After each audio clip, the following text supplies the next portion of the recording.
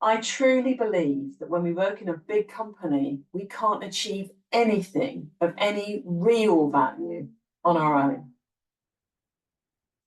There are so many handoffs, dependencies, governance, systems, and policies that bring us into contact with and make us reliant upon our colleagues across the business. If you're in a classic partnership like sales and marketing, you'll rely heavily on each other for mutual success. And if you're part of a central team like finance or HR, you'll have a host of people who rely on you, and vice versa. Now, whilst these interdependencies might seem really obvious, it doesn't automatically mean that we work together to achieve collective success. In fact, these cross-functional relationships can be the source of very damaging behaviours, including internal competition, blame, hoarding of resources, or withholding of information. I think of these cross-functional relationships in a big company like the seams of a garment. If those seams are really well matched and stitched together robustly, they can withstand the day-to-day tensions. And the more that they are tested, the more comfortable they become. But if those seams are poorly matched and disconnected, the inevitable tensions of every day just cause them to fray, and under real pressure, they might even fail. And if they do, everybody suffers, and most of us will look for someone to blame. If it's easy for you to recall someone or even a group of people who you think of as that person or that team, you know, the ones you mistrust, dislike, or are just plain wary of, the chances are they also think of you in the same way. And this means you've got a mismatched scene. So when tension happens, the chances of failure and finger pointing is really high. So how do we make sure that our scenes are well matched and robust? In her book called Dare to Lead, Brené Brown says, it's hard to hate up close, so move in.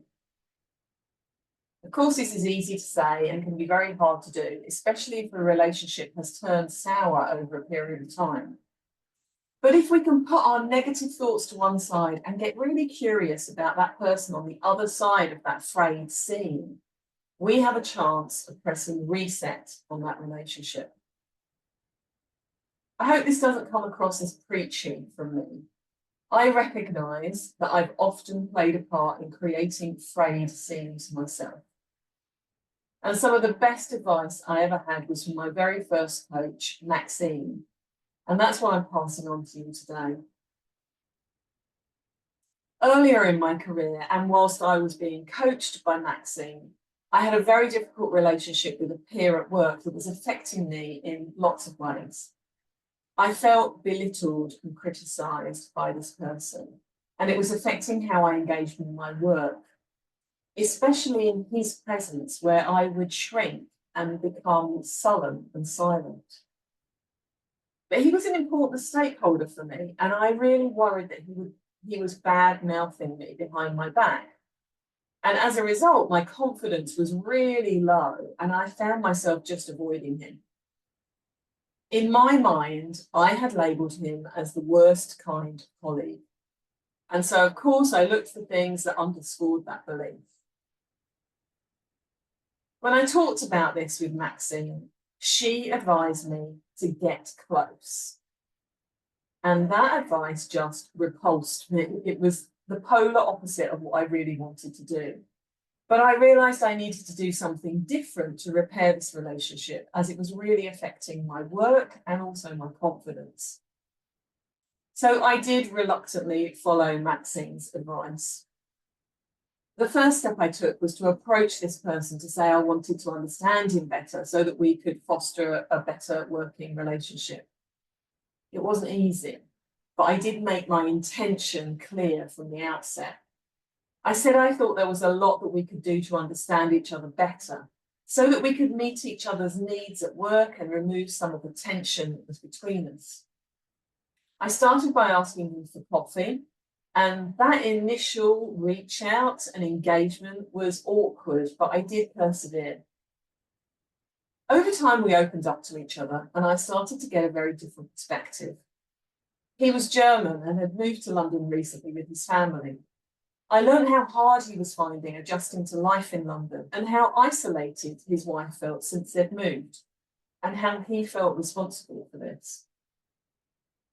I realised that some of his behaviour that I had judged him for was born of his own internal tension and his lack of familiarity in his new surroundings and in the culture of London.